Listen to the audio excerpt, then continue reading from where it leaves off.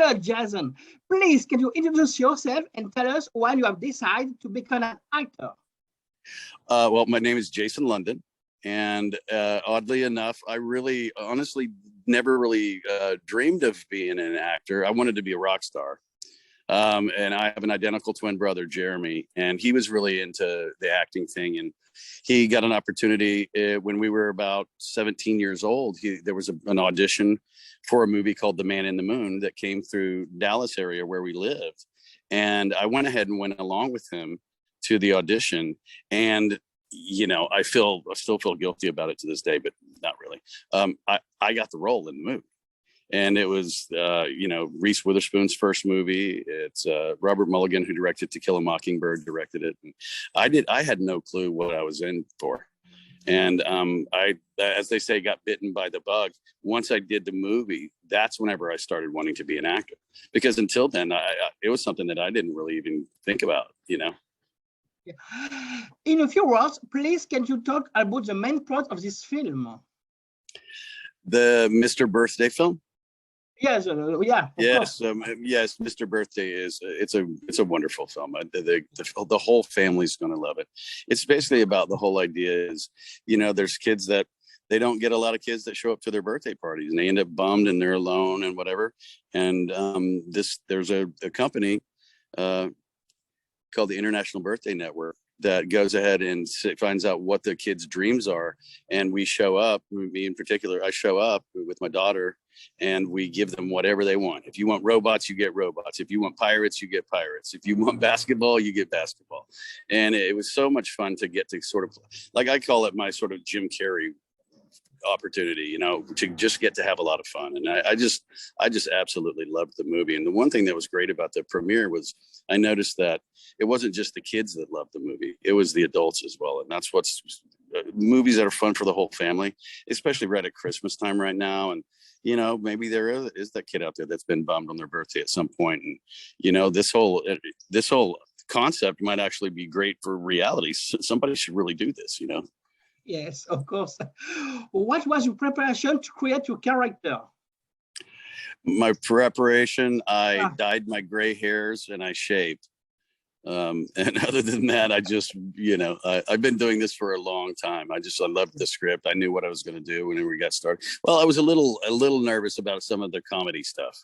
And so I just went big, you know, did, like I said, sort of Jim Carrey-ish, and it turned out really fantastic. So what was your first feeling about the script when you read it for the first time? When I first read the script, I thought it was super sweet. I thought it was what a wonderful concept. And so it was something that there wasn't even a question for me. If they want me to do this, I'm there. And so, and also the people that made the movie, and the guys in charge, David Gear and Chad Verdi Jr. and everybody else, they were just absolutely incredible. And I would read the telephone book for those guys. So, you know, I'd do anything for them. What are for you the main rules to create a great birthday party? Could you please repeat the question, buddy? Sorry, which are for you the main rules to create a successful birthday party, as in this movie? The rules to create a good party. The words to create a good party? Yeah. Oh, find out what the kid's dream is and make it come true. Yeah. Which are for you the main ingredients to create a good comedy as this one? The cast, the screenplay, the director? Yes, on all of those. If you don't have teamwork, if you don't have everybody being on the same page and working as a one functioning machine, then you have a bunch of people, different people off in different areas with different ideas, and it becomes a cluster. And so it's when you have people that are all in the same mindset and all have the same goal, we just get excited together. And when something would, like a scene would turn out even better than we thought it was going to be, you know, we were just high-fiving and just being like, wow, I can't wait to see this in the movie. What can you tell us about your filming location and which impact had the COVID-19 pandemic of the shooting of this film? So we were in Rhode Island near Providence. Yeah. And which is absolutely lovely. And, you know, the one thing that I really, truly appreciated, you know, regardless of being completely vaccinated or whatever, but you still don't want to have people, you don't want to be in an environment where maybe somebody's not vaccinated and 100% across the board, everybody, every crew member, every time, and other than the actors, because actors, we have to take our masks off to do scenes. So, and also it messes up makeup and all that kind of stuff, you know, especially for the girls. And so you had to prove that you were vaccinated. And then everybody else on the set, which they were all vaccinated as well, but they religiously wore their masks, and it was great, you know. And so you felt like a sense of safety. You never felt a sense of somebody being irresponsible. What can you tell us about your collaboration with Anna Marie Dobbins, Eric Roberts, Fred Sullivan, and Charlotte Ciano? You know, what you always hope for is to get into something and to be able to do scenes with someone that you don't have to worry about, someone that you don't have to wonder where are you coming from, like, why are you doing the lines that way, you know, this is just, why are you trying to be weird? And you know, this entire cast, everyone, the scenes just went like silk. I mean, you know, we were able to rehearse for camera basically, and, you know, positions where we stop and start and all of that. And we were able to do that just a couple times, and then we nailed it. And so, you know, what I call it is a director's dream is to have what's called a director-proof cast, which means you don't have to hold somebody's hand. They come in with their own ideas, and that their ideas are on point, and it's not something off bizarre Mickey Rourke-ish kind of stuff. And so once everybody comes in and they're all on the same page, and you just fire back and forth, and it's like playing a beautiful round of tennis, you know. And it was great across the board. Everybody was wonderful. In this movie, you have to wear several costumes. Do you like to dress up? No, I do not, which is why it was fun. I said I got my next like 8 Halloweens taken care of.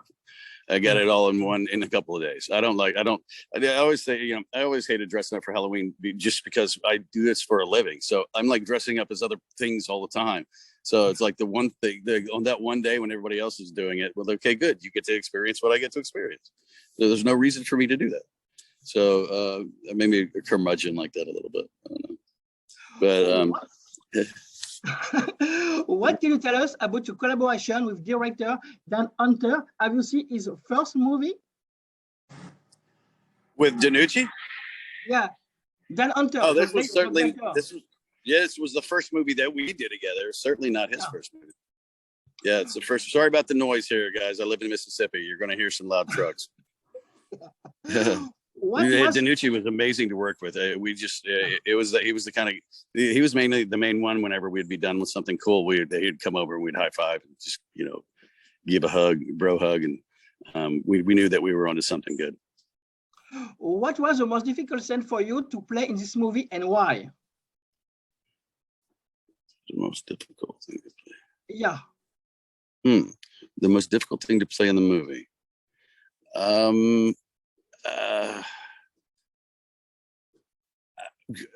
I don't have an answer for that. There was nothing difficult. Yeah. It's okay. Yeah.